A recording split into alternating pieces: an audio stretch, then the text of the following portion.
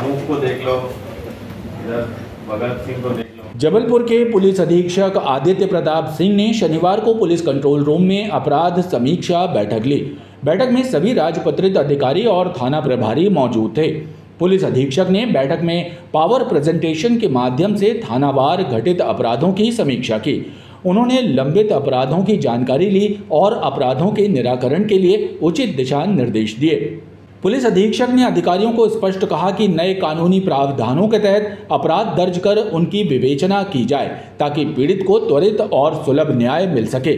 उन्होंने नए कानूनी प्रावधानों को अमल में लाने के लिए अधिकारियों कर्मचारियों को आने वाली समस्याओं की भी जानकारी हासिल की। जब से BNSS लागू हुआ है तब से नए कानून के आने के बाद आपने जब्ती की वीडियो बनाई होंगी वो ली है। आप लोगों के बनाए हुए जो सैंपल देखेंगे कि कैसी वीडियो बनाई है, फिर उसके बाद हम लोग डिसाइड करेंगे कि क्राइम मीटिंग ली गई जिसमें जो नए लॉज हैं उनमें सर्च और सीजर को लेके आने वाली जो भी इश्यूज़ आ रहे हैं उसको किस तरीके से हम लोगों को हैंडल करना है और जो वीडियो बनाना है और अन्य जो एस्पेक्ट है उस पर डिस्कशन किया गया। उसके अलावा क्राइम की समीक्षा की गई, पेंडिंग क्राइम की समीक्षा की गई और आने वाले त्यौहार जो ऑनगोइंग फेस्टिवल्स हैं, मुहर्रम है, आगे कावड़ यात्रा और सावन आ रहा है, तो उसके हिसाब से उनको जो है निर्देश दिए गए हैं और ये इंश्योर किया जाएगा कि सभी त्यौहार शांतिपूर्वक मनाए जाएं। बैठक में अतिरिक्त पुलिस अधीक्षक, उप पुलिस अधीक्षक और नगर पुलिस अधीक्षक स्तर के सभी अधिकारी मौजूद थे।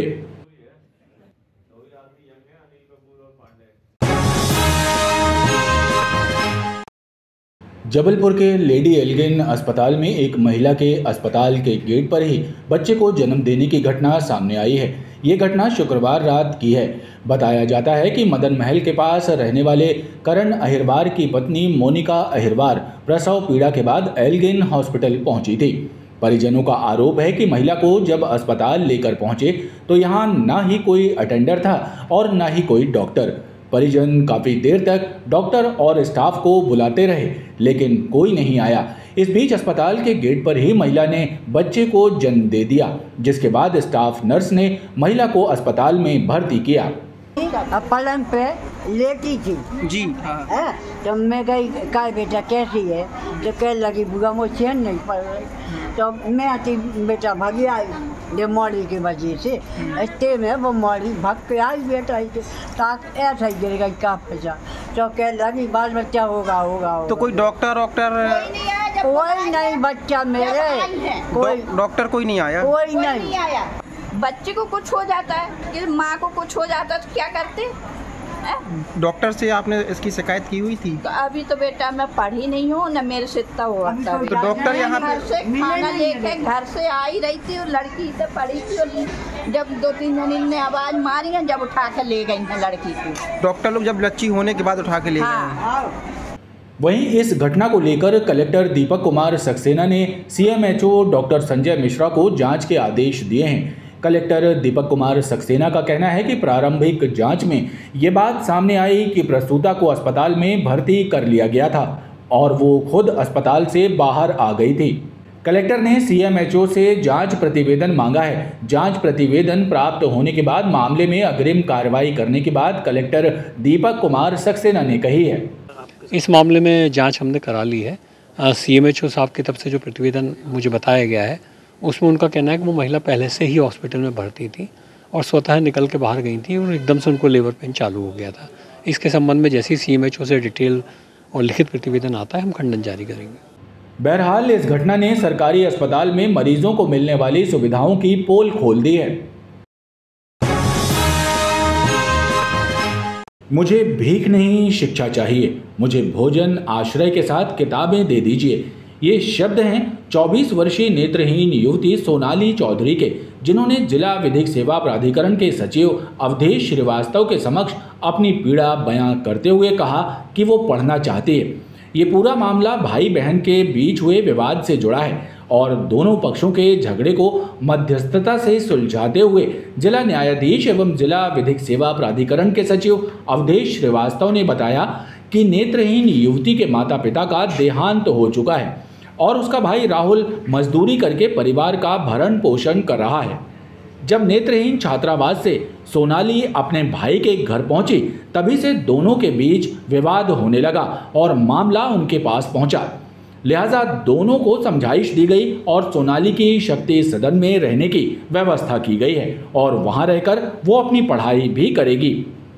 प्रबंधक हैं श्री अंशुमान शुक्ला जी, उन्होंने भी व्यक्त किया कि वो संस्था में रखकर इनका उचित उपचार कराएंगे और आगे की पढ़ाई की व्यवस्था भी करेंगे। वो शासन की जो भी कल्याणकारी योजनाओं का लाभ इन्हें मिल सकता है वो दिलाने का प्रयास करेंगे।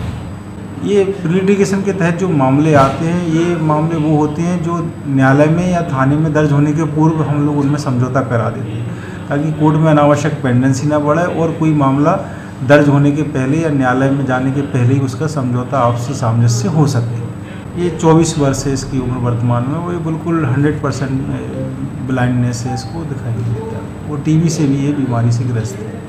गौरतलब है कि सोनाली को टीबी की बीमारी हो गई है और विक्टोरिया अस्पताल से उसका इलाज चल रहा है।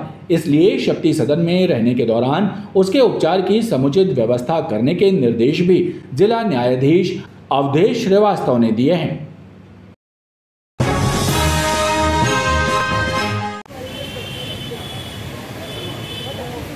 बीस जुलाई को घंटाघर क्षेत्र स्थित Netaji Subhash Chandra Bose cultural and information centre में आयोजित होने वाले रीजनल इंडस्ट्रीज कॉन्क्लेव की तैयारियों का निरीक्षण कलेक्टर दीपक सक्सेना द्वारा किया गया। इस दौरान उन्होंने अधिकारियों की मीटिंग लेकर आयोजन को सफलतापूर्वक संपन्न कराने पर जोर दिया। कलेक्टर दीपक सक्सेना ने बताया कि रीजनल कॉन्क्लेव के लिए 3000 से ज़्यादा पंजीयन हो चुके हैं और इसकी तैयारियां अंतिम दौर में हैं। हाँ जी, हम लगभग रेगुलरली आ रहे हैं यहाँ पे। 20 तारीख का चूँकि प्रोग्राम है तो तैयारियाँ जो है वो अंतिम चरणों में है, फाइनलाइज उसको करना है। लगभग 3000 लोग इस पर पार्टिसिपेट करेंगे। 2 सत्र इसमें होंगे। पहला सुबह का जो सत्र है वो इनाग्रल फंक्शन है। सेकंड वाला जो सत्र है उसमें सेक्टोरियल मीटिंग्स होंगी, राउंड टेबल कॉन्फ्रेंस होंगी, 1-to-1 मीटिंग होंगी, बायर सेलर मीटिंग होंगी, प्रदर्शनियाँ लगेंगी, उसमें अलग अलग लोग पार्टिसिपेट करेंगे।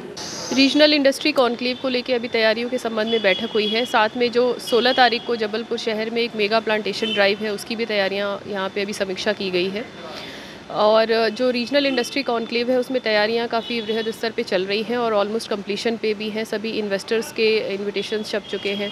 सभी जो संख्या में आने वाले लोग हैं उनकी जानकारी एकत्रित हो चुकी है और वेन्यू पे भी लगभग सारी तैयारियाँ पूर्णता की तरफ बढ़ रही हैं। कलेक्टर दीपक सक्सेना का कहना है कि रीजनल कॉन्क्लेव के माध्यम से क्षेत्र के औद्योगिक विकास पर चर्चा होगी और निवेशकों के अनुकूल माहौल बनने से नए नए उद्योगों की स्थापना होगी, जिससे रोजगार के अवसर भी बढ़ेंगे।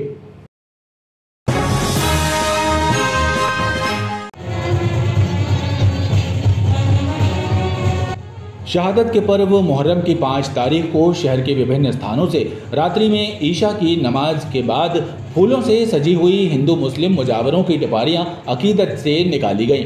टिपारियों के जुलूस में बाबा साहिबान पर हाल की आमद थी। अकीदतमंद अपने बच्चों को लेकर बाबा साहब के सामने हाजिरी पेश कर दुआएं ले रहे थे। जुलूस में शामिल अकीदतमंद या अली या हुसैन का नारा बुलंद कर रहे थे। ढोल शहनाई बैंड बाजों के साथ निकले टिपारियों के जुलूस विभिन्न मार्गों से गश्त उपरांत हाई कोर्ट के सामने स्थित हजरत ख्वाजा अमीनुद्दीन चिश्ती रहमतुल्लाह अलैह कचहरी वाले बाबा साहब की दरगाह पहुंचे। टिपारियों के जुलूस पहुंचने पर सज्जादा नशीन बाबर खां बंदा नवाजी और खादिम आला चंगेज़ खान अशरफी ने परंपरानुसार बाबा साहब लोगों का इस्तकबाल किया। इस मौके पर दरगाह शरीफ में आकर्षक विद्युत साज सज्जा की गई और लंगर तकसीम किया गया। शहादत का पर्व मुहर्रम आज बड़ी धूमधाम से मनाया जा रहा है, जिसमें शहर भर के बाबा हजरात अपनी टिपारियाँ लेकर आस्ताने आलिया में हाजिरी देने के लिए पहुँच रहे हैं। अर्धरात्रि तक ये सिलसिला जारी रहेगा। बहुत ज़बरदस्त मजमा है, बहुत शानदार आलीशान तरीके का ये मजमा चल रहा है। करंज की बात करेंगे तो ये एवरग्रीन ट्री है, मतलब कहीं पे आपको एकदम सूखा पड़ रहा हो, हरियाली चाहिए तो वहाँ करंज का उपयोग कर लेते हैं। पर्यावरण संरक्षण की अलग जगाने के लिए शुरू हुए एक पेड़ मां के नाम अभियान के तहत 16 जुलाई को आयोजित होने वाले कार्यक्रम की तैयारियों को लेकर Netaji Subhash Chandra Bose cultural and information centre में समीक्षा बैठक का आयोजन हुआ, जिसमें विशेषज्ञों द्वारा पौधारोपण के तरीकों के बारे में विस्तृत जानकारी दी। इस पॉलीबैग उन्होंने पकड़ा, इस उसका इम्पैक्ट क्या हुआ कि यहाँ पे ग्रेविटी के कारण जितनी भी सॉइल थी वो कहाँ चली गई, एक साइड पे। इधर का जो सॉइल हुआ वो क्या हुआ, ढीला हो गया, उसका कॉम्पैक्शन कमजोर हुआ। और जब सॉइल का कॉम्पैक्शन कमजोर होगा तो नीचे क्या है इसमें, रूट। तो रूट के साथ एक सिस्टम होता है, इसको हम लोग क्या कहते हैं। समीक्षा बैठक के दौरान कलेक्टर एवं निगम आयुक्त ने अधिकारियों को 16 जुलाई को आयोजित होने वाले कार्यक्रम से संबंधित दिशा निर्देश दिए।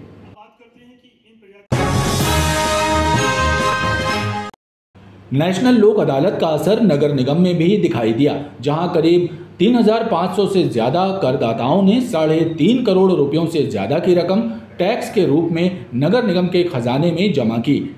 नगर निगम मुख्यालय सहित सभी 16 जोन कार्यालयों में करदाताओं ने लाइन लगाकर टैक्स जमा किया। नगर निगम के राजस्व विभाग ने 48,000 बकायादारों को नोटिस जारी किए थे। कुल 81 करोड़ रुपया करदाताओं पर बकाया है। नेशनल लोक अदालत में 4.5 करोड़ रुपए टैक्स वसूली का लक्ष्य रखा गया था, लेकिन सॉफ्टवेयर की धीमी गति के कारण जल शुल्क मात्र 30 लाख ही जमा हो पाया। लोक अदालत सुबह 9 बजे से हमारे यहाँ चालू की गई थी, जिसमें अभी संपत्ति कर में 3,000 करदाता हमारे को 2 करोड़ 30 लाख रुपए जमा हो चुके हैं और अभी सभी काउंटर पे भीड़ लगी हुई है और लगातार अभी लोग पैसा जमा कर रहे हैं। और जल शुल्क में ज़रूर इस बार आज कमी रही, क्योंकि सॉफ्टवेयर में थोड़ा स्लो रहा, तो उस वजह से उसमें अभी तक 30 लाख रुपए जमा हुए हैं। हाँ, भोपाल से संपर्क में रहते हैं, परंतु जैसे संपत्ति कर का तो बहुत अच्छा चल रहा है, परंतु अन्य चूँकि पूरे एमपी में एक साथ लोक अदालत होती है और ई नगर पालिका पूरे एमपी में रन कर रहा है, तो उसमें लोड ज़्यादा होने की वजह से बार बार वो दिक्कत दे रहा है। हाँ, वैकल्पिक हम नगर निगम भी अपना प्लान कर रहा है कि यदि कोई परिस्थिति ऐसी आती है तो हम अपना खुद का आगे जा सकते हैं सॉफ्टवेयर के लिए। जल शुल्क का सर्वर धीमे चलने के कारण कई करदाताओं को परेशान होकर वापस लौटना पड़ा।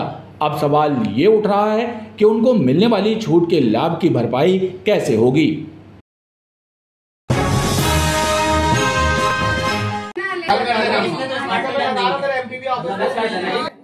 जबलपुर के अलग अलग इलाकों में स्मार्ट बिजली मीटर लगाए जाने के बाद उपभोक्ता बिजली बिलों को लेकर परेशान हैं। उपभोक्ताओं का आरोप है कि उन्हें हजारों रुपए के बिजली बिल थमाए जा रहे हैं। बिजली बिल से परेशान तिलवारा क्रशर बस्ती के लोग कांग्रेस कार्यकर्ताओं के साथ गढ़ापुरवा स्थित बिजली कार्यालय पहुंचे, जहां उन्होंने बिजली बिलों को लेकर आक्रोश जाहिर किया और प्रदर्शन किया। बस्ती के लोगों ने बताया कि स्मार्ट मीटर लगने के बाद उन्हें अधिक खपत का हजारों रुपए बिल मिल रहा है। ऐसे में लोग परेशान हैं। उपभोक्ताओं ने बिजली मीटरों की जांच करने और बिल कम करने की मांग विद्युत विभाग के अधिकारियों से की है। जो पुराना मीटर था उसको लगा के देख लो, कैसे पैरेलल में दोनों साथ साथ लगा देंगे, रीडिंग नोट कर लेंगे। बिल जमा करना अपन को, पहले उसके तरह का होगा, उसके बाद अपन बिल जमा करेंगे, जो सही बिल होगा वो जमा करेंगे। निकालना होगा, निकालना होगा, निकालना होगा। ज्यादा बिजली का बिल हम जमा नहीं करेंगे, नहीं करेंगे, नहीं करेंगे।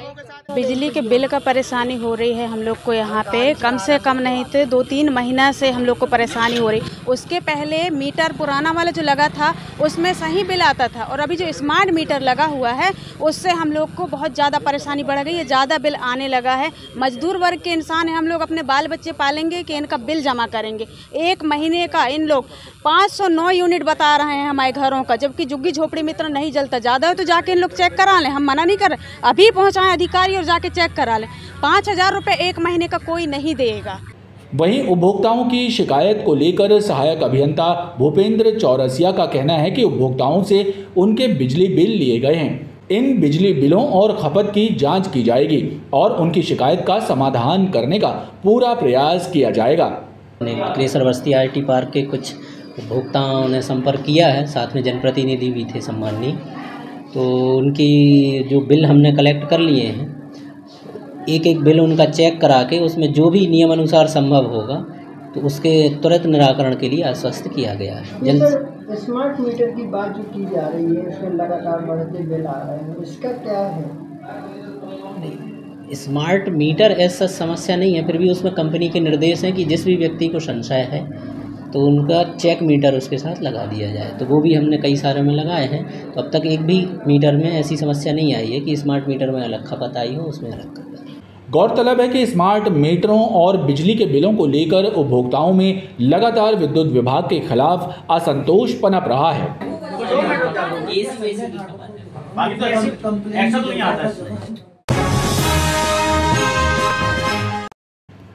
रानीताल स्थित टेलीकॉम फैक्ट्री की जमीन को बेचे जाने को लेकर विरोध के स्वर मुखर हो गए हैं। इस मामले को लेकर कमला नेहरू व्यापारी संघ, जयनगर विकास समिति और संपूर्ण ब्राह्मण मंच के सदस्यों ने जबलपुर सांसद आशीष दुबे से मुलाकात कर उनको एक मांग पत्र सौंपा और फैक्ट्री की कई एकड़ जमीन पर लगे पेड़ पौधों की सुरक्षा का हवाला देते हुए जमीन की खरीद फरोख्त को रोकने की मांग की। संगठन के सदस्यों का कहना है कि कई वर्षों से टेलीकॉम फैक्ट्री परिसर में हरे भरे वृक्ष लगे हैं जो पर्यावरण संरक्षण के लिहाज से आवश्यक हैं और जमीन के बिकने के बाद होने वाले निर्माण के लिए ये पेड़ काट दिए जाएंगे जिससे पर्यावरण का संतुलन बिगड़ेगा।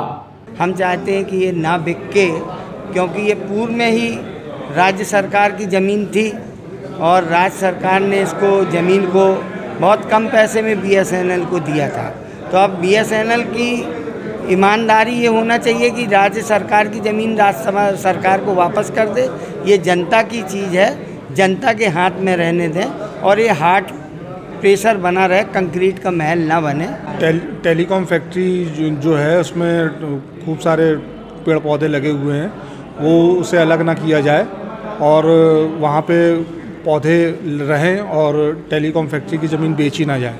वहाँ पे उद्यान का निर्माण किया जाए और उसे बेचा ना जाए, खरीदी बेची ना हो, बस हम यही चाहते हैं। माननीय सांसद जी से आग्रह किया है कि चूँकि वो टेलीकॉम फैक्ट्री में जो 15,000 से अधिक पौधे लगे हुए हैं, वृक्ष हैं जो, वो एक ऑक्सीजन बैंक के रूप में वहाँ पर काम कर रहे हैं और उससे लगी हुई कम से कम 30 से 40 कॉलोनियाँ ऐसी हैं जहाँ के बासिंदों को शुद्ध हवा भी वहाँ के द्वारा मिल रही है। तो हम लोगों ने यही आग्रह और निवेदन किया गया है कि उस फैक्ट्री को जो बेचने का नीलामी होने जा रही है उसे रोका जाए।